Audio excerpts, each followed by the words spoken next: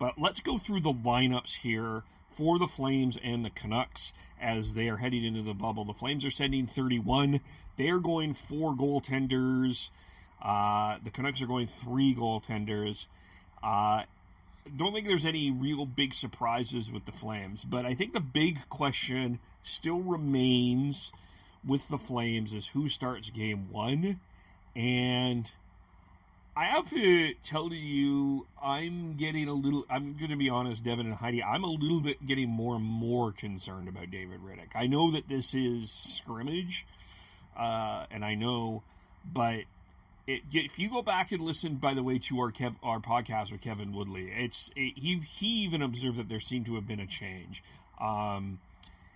I'm leaning towards, I think that we are going to see Cam Talbot in game 1, and I'm getting a little bit more concerned of what happens with David Rittich. Am I weird? No, I've been hearing little rumblings, and I've been kind of like seeing the score of some of these scrimmages and stuff, and it sounds like David Rittich's been letting some goals in that maybe he's necessarily been doing, with me just kind of popping in and out of seeing things on Twitter. But at the same time, I don't think we can necessarily read into every single thing that happens in these scrimmages either. I'm not gonna be outraged whether they play Rittich or Talbot. I think either or is a good choice, and I still don't want to say for definite that I want Rittich or Talbot to start. It doesn't really matter to me because I know that honestly, if they go into game 1 against the Jets and that goalie does not perform, they're gonna pull them and put the other one in the next night. So I have a feeling they would probably still gonna run Rittich though for the game on the exhibition game on Tuesday. Like they'll probably start him. Yeah, as far as the exhibition goes, I think they'll probably start him just because he has been so inconsistent in this scrimmages, just to see if it has to do with the possible D combinations or whatever that they've been rolling out through the exhibition or through the scrimmages here. But my gut feeling is that they're going to go Talbot because you're going to run the guy who looks and feels like he's ready to go and start. Because I mean, you only have 3 chances potentially to try and move on here. So it doesn't sound good for Rittich. As far as his career is concerned, I mean, he's still young, but he will be pissed off if he's not a part of it. Maybe that'll light a fire under his ass to get his shit in gear because you have Talbot on one hand who's played playoff games before, won a playoff series. So if he's rolling, I think you also got to talk to Jordan Singlet, the goaltending coach, and see what he thinks, obviously. But it sounds like Talbot's to me, Talbot is the number 1 right now. Heidi alluded to the short leash there. If a goalie has a bad night, the next one's going in the next game. I mean, I think it's even shorter than that. You have a bad first period, a couple goals are in. I don't, there's not time to waste in a 5-game series, right? So I think you'll see that all across the playoff field. The amount of runway to come back in a series is shorter.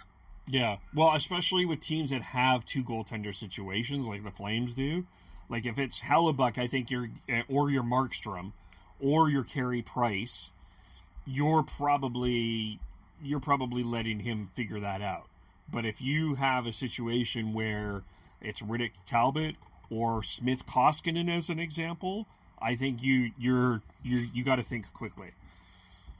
Yeah, one thing Kevin Woodley talked about was I think the one thing that what I got from the talk with Kevin Woodley was the one thing that is holding David Rittich back is his mental game. I wonder if he's just not focusing in these scrimmages, and I wonder if they go with him for at least 2 periods in that exhibition game and see if he can get his mind straight for that. Because when he's on, he's on. And I think all things equal, I think they want to start David Rittich, but you don't know what's going on there, and whether or not he's mentally there. It sounds very similar to what the Canucks are going through with Jake Virtanen. All things equal, I think they want him in the lineup, but again, you just don't. There's other players out playing. Like Talbot's looking better. You're not sure where Riddich's head is at. Like, I think that's the issue. Yeah. The other thing, I guess, with the Flames to get into this here is, what's the it sounds silly, I guess, but one of the guys, the Jake Virtanen-esque forward on the Flames is Mark Jankowski. And what is your fourth line? Are you going, do you go with Jankowski, or do you try Bennett with Klein or Reeder and Ronaldo, or what do you think there? I think you give him a leash here to make sure he's proven in the exhibition game. It's very similar to the Riddick Talbot thing. If he's not looking good in the exhibition, we do have some depth and people who can step in. I would love to see. I feel like it's very similar to Ronaldo. If Ronaldo's going to be running around like an idiot and not playing well, then he's going to be out, even though he brings energy. So I just see there's definitely potential with Jankowski, but the exhibition is going to be a telltale sign whether or not he's ready to step up into that fourth line role. Yeah, and I can add, just to add to that too, there is enough guys that they are taking with them that if Jankowski isn't working out, if Reeder's not working out, Ronaldo's not working out, Bennett's not working out, I think that they can pull some of these guys like Alan Quine, maybe even Buddy Robinson, Austin Zarnik. Like there's choices to play on those third and fourth lines that the Flames can do that. So I'm not too concerned about Mark Jankowski. I had such high hopes for him, but he started to disappoint me. So I'm kind of, if he gets pulled, he gets pulled. I think that there'll be guys that will be hungry to take his spot. Got to remember too, whoever is the designated home team for each game, that may influence lineup decisions there, depending on how much coaches want to play matchups. And I believe that Paul Maurice and Jeff Ward will be big on wanting to play matchups.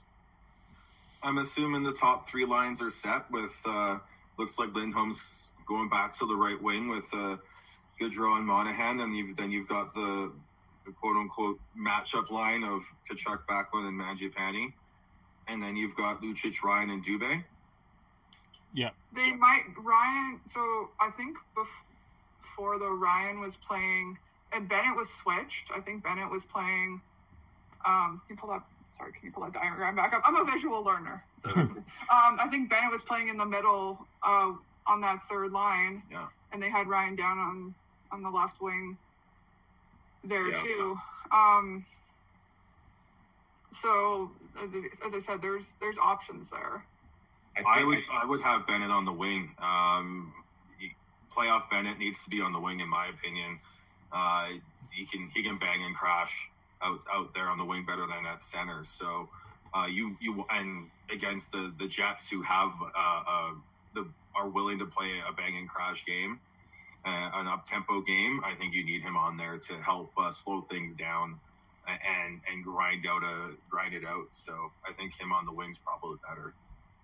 Yeah, I would agree with that. And I feel like they'll have a trick up their sleeve and switch up the lines. I think having Lindholm on that top line on the wing is great for scoring, but then what if we're getting hemmed in our zone, right? You got to get a momentum shift. So put Lindholm back at center and keep rolling.